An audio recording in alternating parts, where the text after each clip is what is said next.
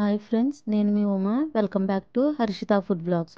ఈరోజు వీడియోలో బీరకాయ ఎండు రొయ్యల కర్రీ ఎలా ప్రిపేర్ చేసుకోవాలో చూపించబోతున్నాను. బీరకాయ కూర అంటే ఇష్టం లేని వాళ్ళు ఇలా ఎండు రొయ్యలు వేసి వండుకుంటే చాలా బాగుంటుంది.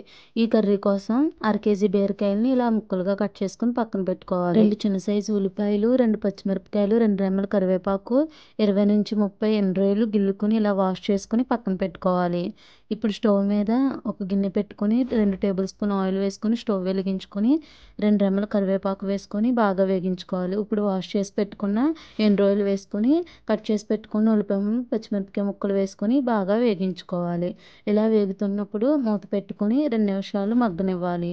ఉల్లిపాయ కొంచెం మగ్గిన తర్వాత ఒకసారి బాగా కలుపుకొని మనం ముందుగా కట్ చేసి పెట్టుకున్న బీరకాయ ముక్కలు వేసుకొని ఇలా బీరకాయ ముక్కలన్నీ వేసుకున్న తర్వాత ఒకసారి బాగా కలుపుకొని రుచికి తగినంత ఉప్పు, 1/2 టేబుల్ స్పూన్ పసుపు వేసుకుని బాగా కలుపుకొని మూత పెట్టి 6 నుంచి 7 నిమిషాలు లో ఫ్లేమ్లో మగ్గనివ్వాలి. ఇలా బీరకాయ కొంచెం మగ్గిన తర్వాత 1 స్పూన్ కారం వేసుకొని బాగా కలుపుకొని మూత పెట్టి లో టు మీడియం ఫ్లేమ్లో మగ్గనివ్వాలి. ఇలా మధ్య మధ్యన కలుపుకుంటూ మూత పెట్టి నీళ్ళన్నీ దగ్గరికి ఎగిరే వరకు ఎగరనివ్వాలి. బీరకాయ నీరు తీరుతుంది కనుక మనం వాటర్ అనేది వేసుకోము. ఇలా నీళ్ళన్నీ ఎగిరాక ఒక బౌల్లోకి సర్వ్ చేసుకుంటే వేడి వేడి బీరకాయ ఎండు రొయ్యల కర్రీ రెడీ. మీరు కూడా తప్పకుండా ట్రై చేయండి. బీరకాయ ఇష్టం లేని వాళ్ళకి ఇలా ఎండు రొయ్యలు వేసి వండితే చాలా బాగుంటుంది.